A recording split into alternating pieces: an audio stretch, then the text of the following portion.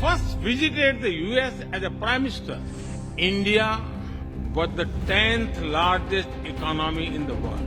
10th.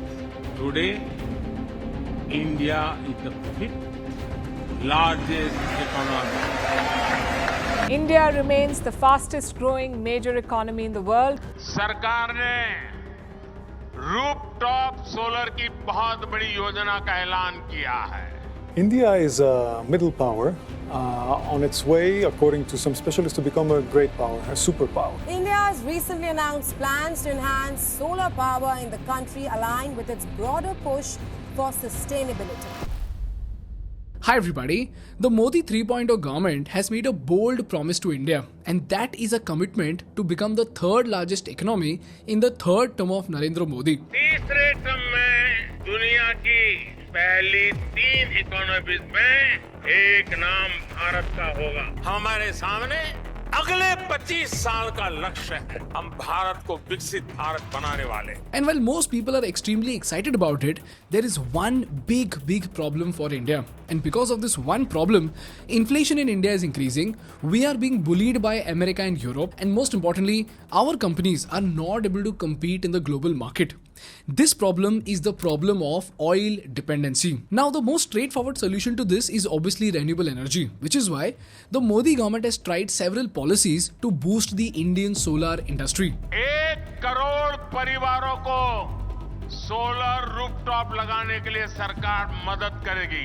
In the field of energy sector, India's Prime Minister Narendra Modi announced the Prime Minister Suryodaya scheme. The government launched the scheme PM Kusum on 19th February 2019. The scheme aims to enhance their income, de-dieselize the farm sector and reduce environmental pollution. But you know what, guys? As much as I would love to believe that India could become a superpower, the bad news is that China is dumping in India. And as I've consistently stated, India is dangerously dependent on China.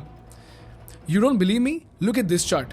The solar panel production has 4 stages: polysilicon, ingot wafer, solar cells and solar modules. And China has done such an incredible job that in January, a research unit of the European Commission calculated that Chinese companies could make solar panels for just 16 to 18.9 cents per watt, whereas Europeans could produce it at 24.3 to 30 cents per watt, and US companies could produce them at 28 cents per watt.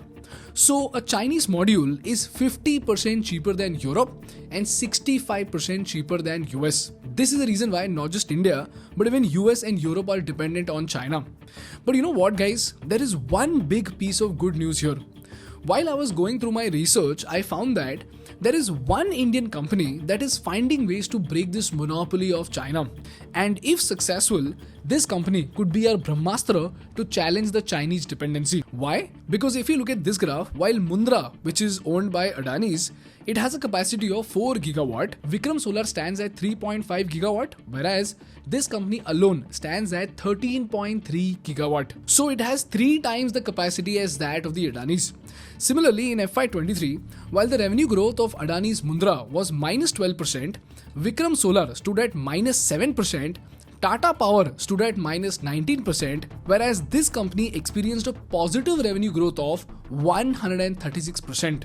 And the cherry on the cake is that they also experienced a net profit growth of 538%.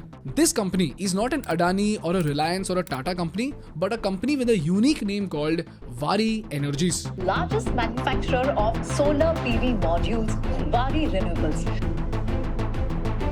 India का largest solar panel manufacturer with 30 years warranty. Waaree Energies has posted significant growth in its financial performance over the 3 years. The group has the biggest market share in the domestic market. So the question over here is, when the entire world is dependent on China, how is this Indian company trying to beat China? How are they so far ahead of the Tatas and Adanis of India? What exactly is their business strategy that makes them India's Brahmastra to the Chinese domination? And most importantly, what are the business lessons that we need to learn from the incredible rise of Waaree Energies? Before we continue, let me introduce you to our education partners of today's episode, and that is Odoo. People, Odoo is an all-in-one business management software that provides a range of applications to simplify your day-to-day business management. Running a business is very tough, and managing your finances should not add to this stress. Now imagine if accounting could be as easy as your daily routine. With Odoo Accounting, that dream becomes reality. Odoo's comprehensive accounting tool handles everything from invoicing to reporting. Its user-friendly interface seamlessly syncs with your bank, automates multi-currency transactions, and generates detailed reports with just a few clicks. Whether you oversee one company or many, Odoo Accounting scales with your business. It keeps your finances sorted and compliant. Odoo Accounting also automatically records invoices with the help of AI, and it does bank reconciliation at a much faster rate. Also, 95% of your transactions are automatically matched with the financial records. Odoo Accounting offers a variety of customizable reports such as balance sheets, profit and loss statements, cash flow statements, and many more. And here's the best part. Odoo provides lifetime free access for your first application with unlimited hosting and support and a free custom domain for a year. So if this sounds useful to you, check out the link in the description and download Odoo now.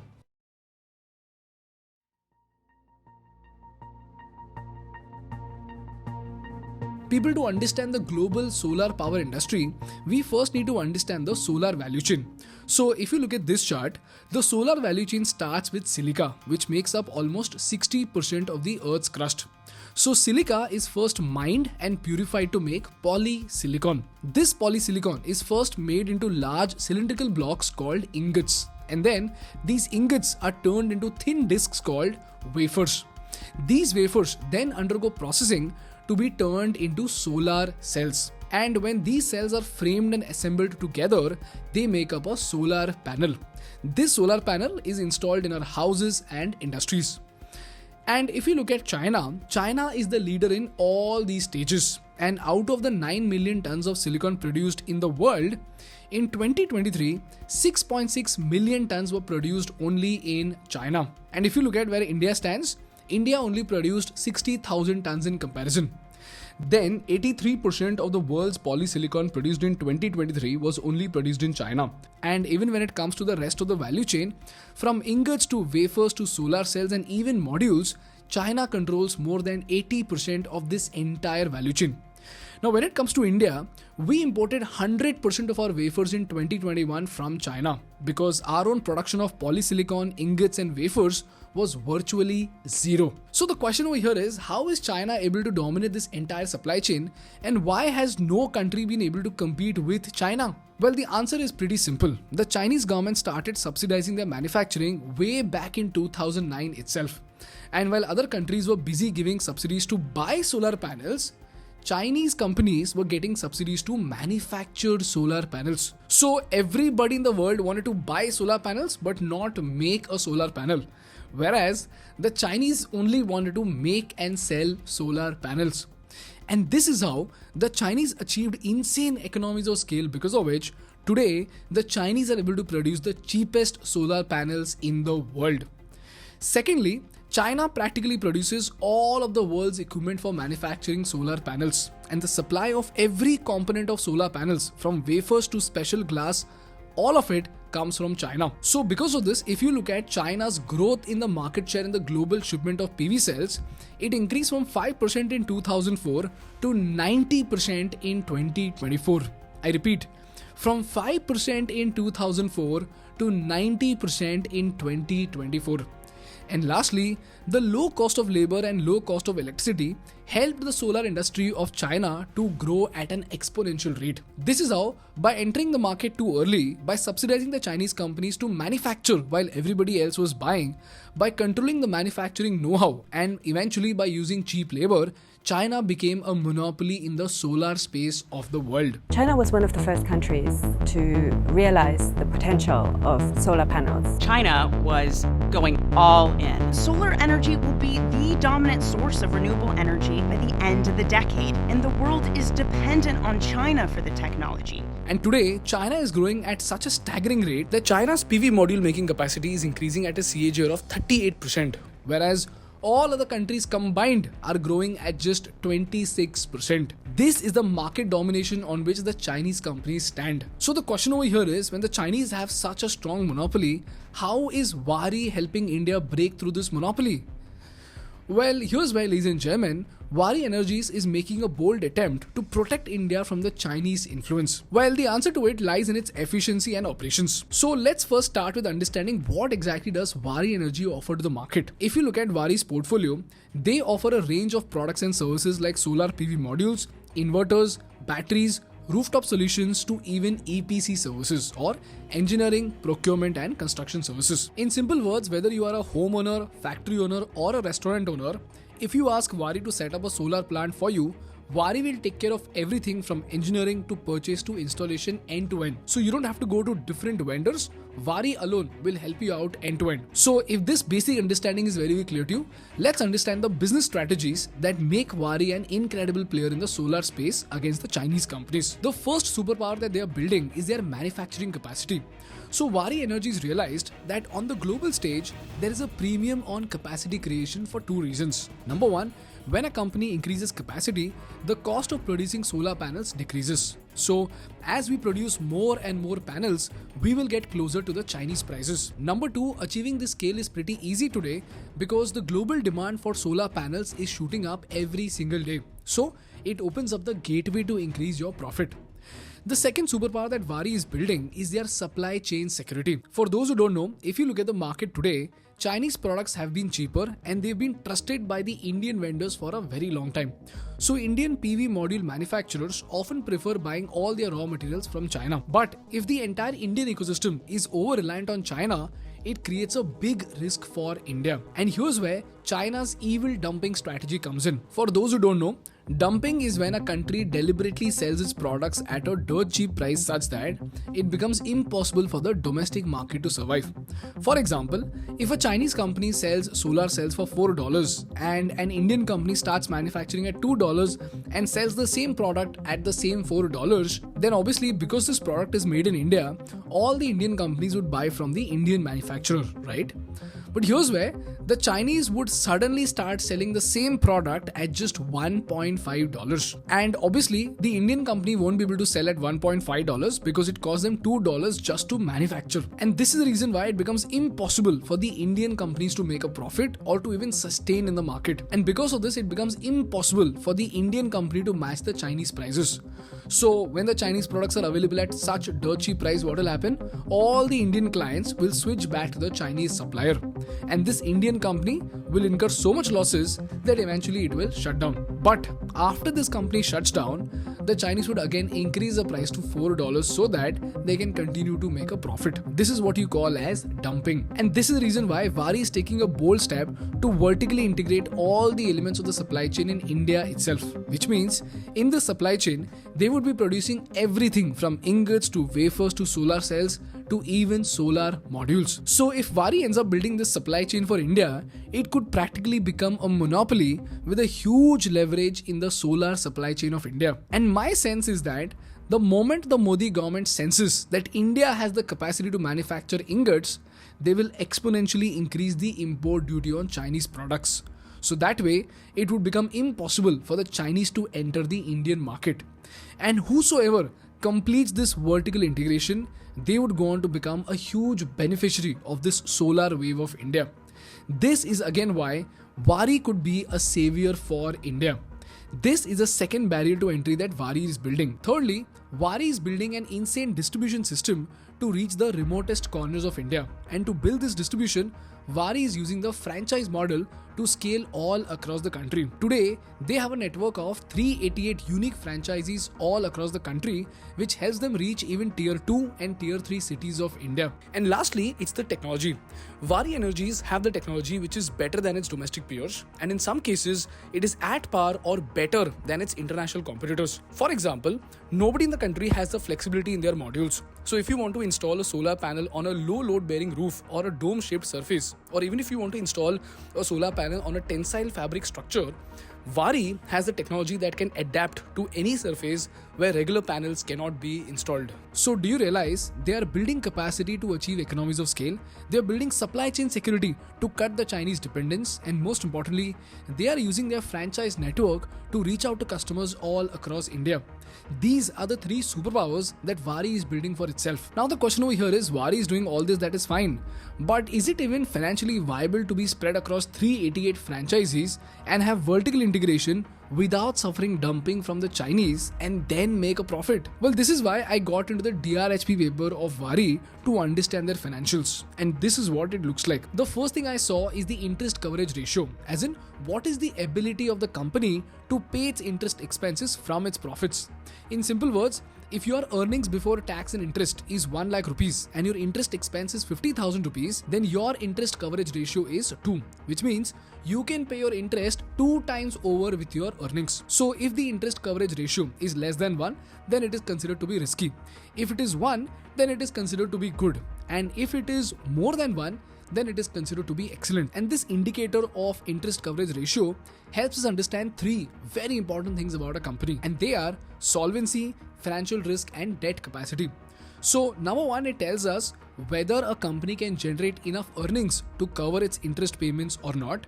Number 2, it tells us the possibility of the company going bankrupt. And lastly, it tells us the debt capacity of the company, as in it tells us how capable a company is to take up debt for expansion.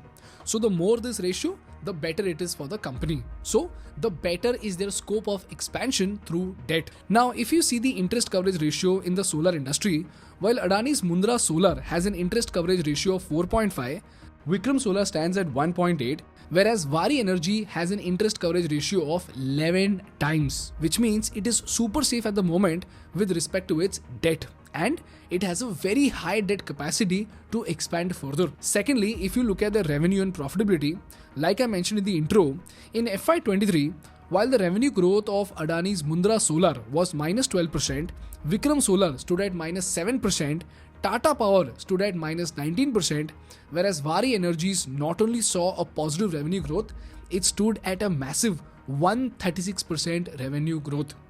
So the question over here is, how is Waaree able to do it? Well, one major reason for this is that the company's order books are filled with orders from the United States. If you see this table below, their orders have increased from 0.41 gigawatt in 2021 to 18.06 gigawatt in 2023. That is a 4,308% increase in just 2 years. And if you see their sales, more than 68% are coming from exports, and 96% of it is just United States. So now the question over here is, why are these American companies going to Waaree? And the reason is pretty simple. There is a global megatrend called China Plus One strategy, whereby countries all across the world are adopting to decrease their dependence on China.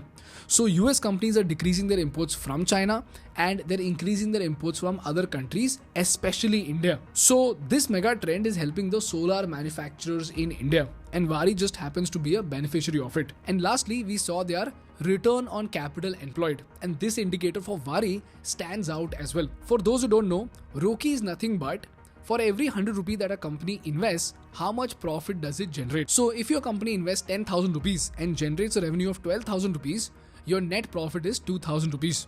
So in terms of return on capital employed, it is 2,000 divided by 10,000 equal to 20%. And in general, a return on capital employed of 20% or higher is considered to be excellent, 15 to 19% is considered to be good, 10 to 14% is considered to be average, and less than 5% is considered to be bad. Now, if you look at the return on capital employed for Waaree, for FY23, it stands at 31.61%. For Adani's Mundra, it is unknown, but for Websol, it stands at -12.05%. And as per their DRHP, the reason for their extraordinary financials is the increase in capacity, economies of scale, vertical integration, diversification, and China Plus One policy. All of these factors have helped Waaree grow exponentially. If this is very, very clear to you, let's move on to the next section, and that are the challenges that this company is facing in the Indian solar industry. People, the first challenge that Waaree is facing is the decrease in price of solar modules. So globally, if you check the cost of solar panels and solar products in general, they have dropped by 5 times. If you see this graph, the price of solar modules have reduced by 95%, going from $1.78 per watt to just $0.096 per watt. And this is from 2010 to August 2024. And as these prices keep on dropping, the profits will go down and the competition will increase. Secondly, the Chinese companies and their dumping strategy can make things even worse in the future for Waaree. And lastly, even today, Waaree Energies is procuring 70% of its raw material from China. So if China starts to see Waaree as a threat, they might unleash their dumping strategy and they might specially target Waaree. And this brings us to the last question, and that is, how is the government helping the solar industry of India, and how exactly are companies like Waaree Energies benefiting from them? Well, firstly, there is a government mandate for domestic content requirement, or DCR.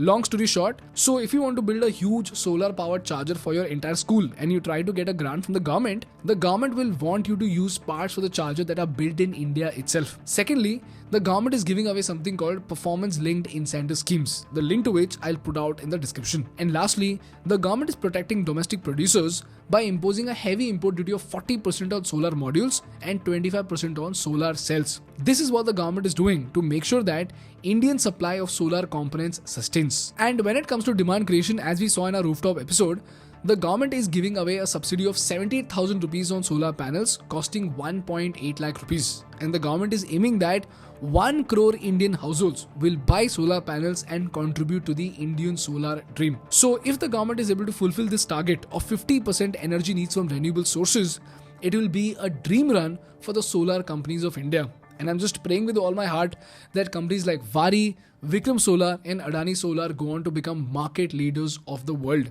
This is the story, the moat, the financials and the risks of a rising legend of India that goes by the name Waaree Energy. And if all goes well, it could be the Brahmastra for the Indian solar dream. And that is the reason why I thought it to be extremely important to cover Waaree Energies and to pay a tribute to the pioneers of India. And this brings us to the last part of the episode, and that are the lessons that India needs to learn from this solar revolution of the world. Lesson number 1. The power of a country doesn't lie in its ambition, but in its independence to pursue that ambition. In this case, while India and China both have their renewable energy dream, while China is racing ahead independently, India's dream is still dependent on the Chinese. And this is because while we let the solar dream slip due to lack of vision, now we need to bleed losses so that we can take charge of our destiny, both in case of solar and the EV industry. And after we are done capturing this wave, the leaders of our country need to study and find out how India can build a leverage for itself. Lesson number 2. After this wave is done, the leaders of our country need to study and find out how India can build a leverage for itself in the global economy. In this case, while the Chinese invested in solar and EV way back in 2008 and 2009, we started pursuing this dream only after 2014 and 2016. But if we repeat this act and we do not build a leverage for ourselves by 2035, India becoming a superpower will remain a distant dream. And lastly, since the government is the godfather of the market, whichever company helps the government de-risk India, that company will go on to become a major beneficiary in the Indian market. In this case, since Waaree is acting as India's Brahmastra for the Chinese dependency, it is obvious that Waaree is going to get an insane advantage in the market. This is what we need to learn from India's struggling solar dream. And I just hope you learned something valuable from this case study. That's all from my side for today, guys. If you learned something valuable, please make sure to hit the like button in order to make YouTube Baba happy. And for more such insightful business and political case studies, please subscribe to our channel. Thank you so much for watching. I will see you in the next one. Bye bye.